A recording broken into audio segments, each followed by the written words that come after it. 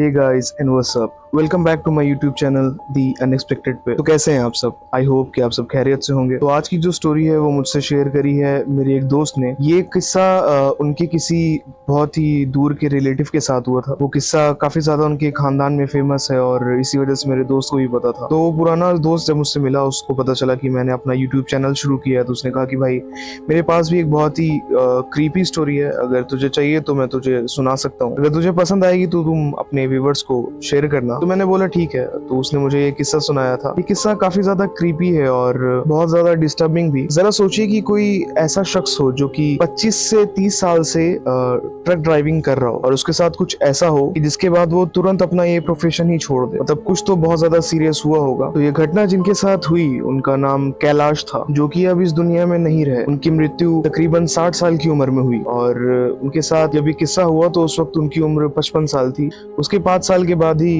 उनका देहांत हो गया, उनकी डेथ हो गई। और उनके खानदान में ये बात बहुत ज्यादा मशहूर है कि उनकी मौत के पीछे का जो रीजन था वो भी यही था जो उनके साथ मरने से 5 साल पहले हुआ था। तो आइए जानते हैं कि उनके साथ ऐसा क्या हुआ था जिसको लोग आज भी याद करके कहते हैं कि शायद यही इनकी मौत का कारण था। तो चलिए वीडियो को शुरू करते हैं। वीडियो शुरू करने से पहले एक रिक्वेस्ट आप सबसे है कि जिन लोगों ने अभी तक भी मेरा चैनल सब्सक्राइब नहीं किया है वो लोग मेरा चैनल सब्सक्राइब कर लें, ताकि उनको फर्दर इस तरह की वीडियोस और भी ज्यादा देखने को मिले। और आप लोगों की सब्सक्राइब करने से मुझे बहुत ज्यादा मोटिवेशन मिलती है नेक्स्ट प्रोजेक्ट पे काम करने के लिए। तो सब्सक्राइब करना ना भूलें। आगे की जो कहानी है वो हम कैलाश जी के ही पॉइंट ऑफ व्यू से सुनेंगे। तो चलिए वीडियो को शुरू करते हैं। दिसंबर का वो महीना और ठंड से हड्डियां जमा देने वाली वो ठंडी रात मैं कभी नहीं भूल सकता। उन दिनों मैं अपने होम टाउन यानी कि जहाँ मैं रहता हूँ बिहार में, मुझे वहीं से एक कॉन्ट्रैक्ट मिला। उसमें मुझे कुछ भारी भरकम सामान अपनी ट्रक पे लोड करके कोलकाता तक पहुंचाना था। क्योंकि मैं उन दिनों काफी खाली चल रहा था और अब मैं अपने घर पे ही था, तो मुझे लगा कि मुझे ये काम ले लेना चाहिए। मैंने वैसा ही किया। मैंने वो कॉन्ट्रैक्ट ले लिया और मैंने फैसला किया कि आज रात में ही कोलकाता के लिए निकल जाऊंगा। इसी फैसले पे टिके रहते हुए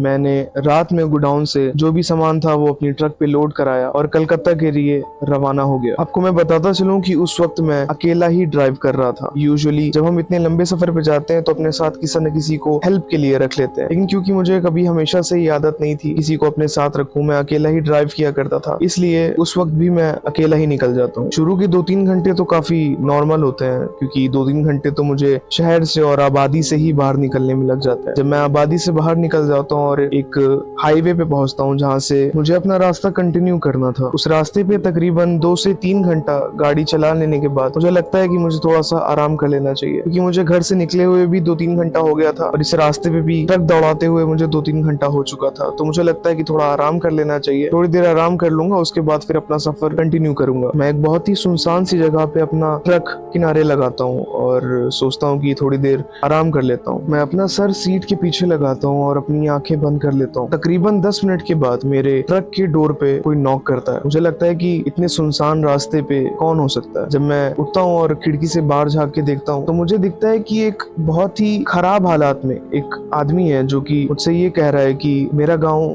थोड़ा सा ही आगे है, अगर आपको दिक्कत ना हो तो मुझे मेरे गांव तक छोड़ दे। मैं उसको ऊपर से नीचे तक बहुत गौर से देखता हूँ। उसे देख करके ऐसा लग रहा था जैसे उसने काफी दिनों से खाना नहीं खाया है और वो काफी बुरे हालात में था। उसके कपड़े भी फटे हुए थे, उसके बाल उजड़े हुए थे और चेहरे पे अजीब से निशान थे। मेरे 25 से 30 साल के एक्सपीरियंस में मेरे साथ कभी भी ऐसा नहीं हुआ था कि मेरे साथ कोई भूत प्रेत वाला चक्कर हुआ हो, इसलिए मेरे दिमाग में ये सारी चीजें नहीं आती। मैं अपने मन में सोचता हूँ कि चलो छोड़ो, जो भी है, किसी की मदद करने का मौका मिल रहा है तो कर देनी चाहिए। मैं उससे कहता हूँ कि ठीक है, गाड़ी में बैठ जाओ और जहाँ पे तुम्हें उतरना रहेगा मुझे बता देना, मैं तुम्हें वहां छोड़ दूंगा। वो देखते ही देखते मेरे गाड़ी के अंदर आके बैठ जाता है। अब इस वक्त मैंने गाड़ी चलाना शुरू कर दी थी। तभी मैं उससे पूछता हूँ कि भाई साहब, आप इतनी रात में ऐसी सुनसान जगह पे क्या कर रहे थे और आप इतनी रात को अकेले निकल भी कैसे आए? तो वो मुझे बताता है कि दरअसल मैं मजदूर हूँ, मतलब जो मकान तोड़ते हैं या बनाते हैं, मैं उस तरह का काम करता हूँ और मैं अपने घर जा रहा था। तो मैं उससे सवाल करता हूँ कि क्या आप रोज ऐसे ही पैदल अपने घर जाते हैं, क्योंकि मुझे थोड़ा तो डाउट लग रहा था उसके ऊपर। लेकिन उसने मुझसे कहा कि नहीं,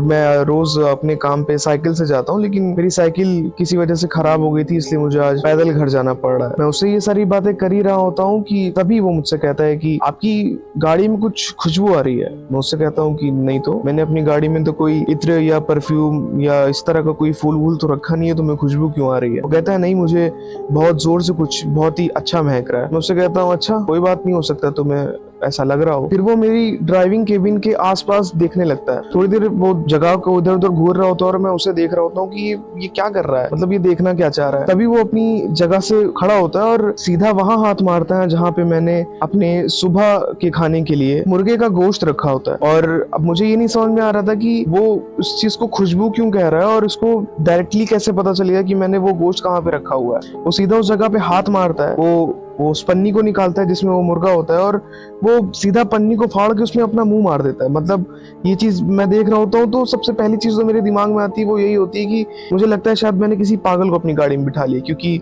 उसके दिखने में भी हालात वैसे थे और वो हरकत भी वैसी पागलों वाली कर रहा था। मैं उसके हाथ से उस पैकेट को छीनता हूँ और तुरंत ही अपनी गाड़ी रोकता हूँ और उससे कहता हूँ कि भाई साहब, अब मुझे लगता है कि शायद आपको अकेले जाना पड़ेगा क्योंकि मुझे आगे से मुड़ना है। हालांकि मुझे आगे से मुड़ना नहीं था, लेकिन मुझे ये लग रहा था कि शायद मैंने गलती कर दी है इस पागल को अपनी गाड़ी में बैठा के। कहीं ऐसा ना हो कि इसकी किसी हरकत की वजह से एक्सीडेंट वगैरह हो जाए, इसलिए मैंने उससे झूठ बोला और कहा कि मुझे आगे से मुड़ना है तो आप यहीं पे उतर जाइए। वो इस बात को सुनते ही काफी अजीब सा चेहरा बना के मुझे घूरने लगता है।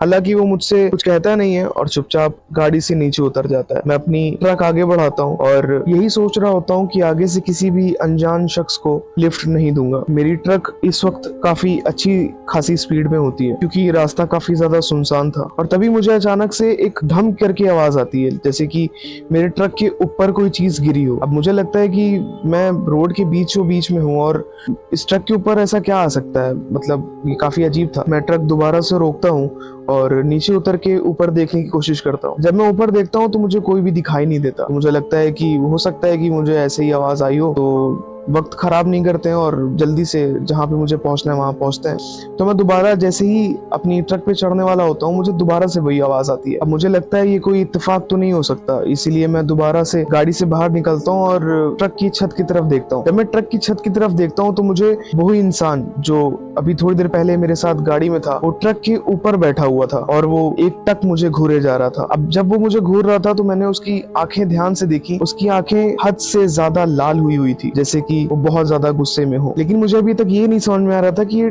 चलती गाड़ी में ट्रक के ऊपर पहुंचा कैसे, जबकि मैंने तो उसको गाड़ी खड़ी करके उतारा था। मैं ये सोच ही रहा होता हूँ कि तभी वो अचानक से उस ट्रक की छत से मेरे सामने कूद जाता है। और जब मैं उसको ध्यान से देखता हूँ तो वो बहुत ज्यादा गुस्से में होता है और जब मैं उसके हाथों की तरफ देखता हूँ तो उसने अपने हाथ में एक बहुत ही बड़ा सा चाकू लिया होता है। अब मुझे ऐसा लगता है कि शायद ये कोई डाकू टाइप का इंसान है, शायद ये मुझे लूटने आया है। इसी वजह से मैं अपने कदम पीछे हटाने लगता हूँ। मैं जैसे जैसे अपने कदम पीछे हटा रहा होता हूँ वैसे वैसे ही उतनी ही ज्यादा स्पीड से वो मेरी तरफ और आगे बढ़ रहा होता है। एक मोमेंट ऐसा आता है जब मुझे लगता है कि अब ये मुझे जान से ही मार देगा। तब मैं वहां से पीछे मुड़ के भागना शुरू करता हूँ। मैं भागता रहता हूँ और एक पेड़ के पीछे जाके छुप जाता हूँ। मेरी हालत उस वक्त इतनी ज्यादा खराब थी कि मेरा तो मन कर रहा था कि मैं रुको ही ना, लेकिन मजबूरी ये थी कि मैं अपना ट्रक और उसमें जो सामान लदा हुआ है मैं उसे अकेला नहीं छोड़ सकता था। जब मैं उस पेड़ के पीछे से अपनी ट्रक की तरफ देखता हूँ तो मैं देखता हूँ कि वो जो शख्स था जो मुझ पे अटैक करने के लिए आगे आ रहा था, वो अब रुक गया है और मुझे सिर्फ खड़े होकर देख रहा है। और वो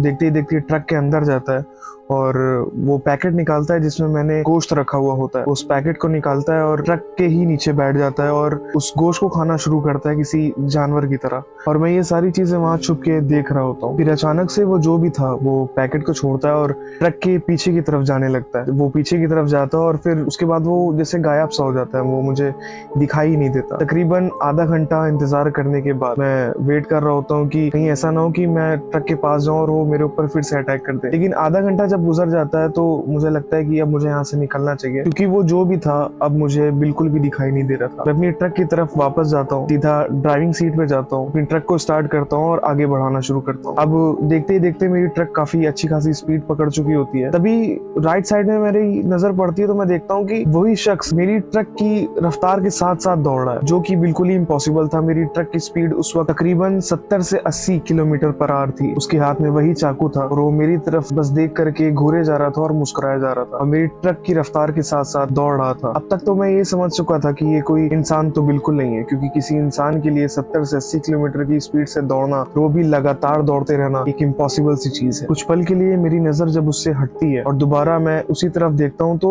वो फिर से गायब हो चुका होता है। मेरा मतलब कि वो जो भी था बहुत ही ज्यादा स्पीड से ट्रैवल कर रहा था। फिर थोड़ी देर तक ये सारी चीजें जैसे रुक सी गई। उसके बाद मैं नॉर्मल गाड़ी चला रहा था और मेरे मन में बस यही चल रहा था कि मैं कैसे भी जहाँ पे मुझे पहुंचना है बस मैं वहां पहुंच जाऊं। और तभी गाड़ी चलाते हुए मुझे किसी की बहुत ही दर्दनाक चीख की आवाज सुनाई देती है, जो कि पीछे की तरफ से आ रही थी। जब मैं अपनी विंडो से बाहर निकल के पीछे की तरफ देखता हूँ तो मुझे कोई भी दिखाई नहीं देता। और फिर उसके बाद जब मैं वापस सामने की तरफ देखता हूँ तो वही इंसान या जो भी वो था वो मेरी ट्रक के जस्ट सामने था, और इस वक्त वो अपनी असली हालात में था। मेरा मतलब ये था कि जब वो मेरी गाड़ी में बैठा था तो वो बिल्कुल एक नॉर्मल इंसान की तरह लग रहा था, लेकिन अब जब मैंने उसको अपनी ट्रक के सामने देखा तो मैंने देखा कि उसका एक हाथ और एक पैर है ही नहीं, और उसका चेहरा बहुत बुरी तरह से डैमेज है। उसका आधा चेहरा तो बिल्कुल ठीक था, लेकिन बाकी का जो चेहरा था वो ऐसा था कि जैसे किसी बहुत भारी चीज से उस आधे चेहरे को दबा दिया गया हो। वो काफी दूर से मुझे दिखाई दे रहा था, और फिर अचानक से वो मेरी ट्रक की तरफ दौड़ना शुरू करता है। मेरा मतलब कि मेरी ट्रक जिस रास्ते से जा रही है उसी रास्ते से वो मेरी ट्रक की तरफ भागना शुरू करता है, जिसकी वजह से मैं काफी ज्यादा घबरा जाता हूँ